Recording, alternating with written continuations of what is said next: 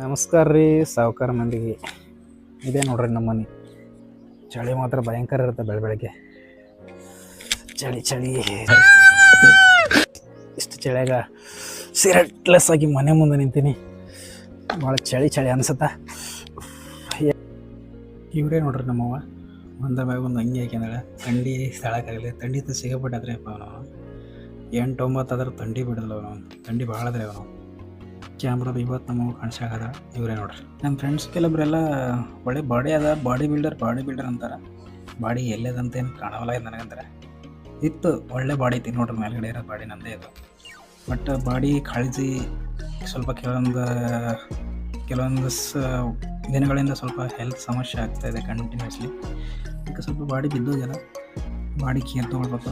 Body ನಮ್ಮ ಜೊತೆ ಇರುತ್ತೆ ಕಂಟಿನ್ಯೂಸ್ ಅಂದರೆ ಬಾಡಿ ಬಗ್ಗೆ ಕೇರ್ ತೊಗೊಳ್ತೀನಿ. ಒಳ್ಳೆ ಬಾಡಿನ ಈ ಬಾಡಿ ಶೇಪ್ನ ಚೇಂಜ್ ಮಾಡ್ಬೇಕಂದ್ರೆ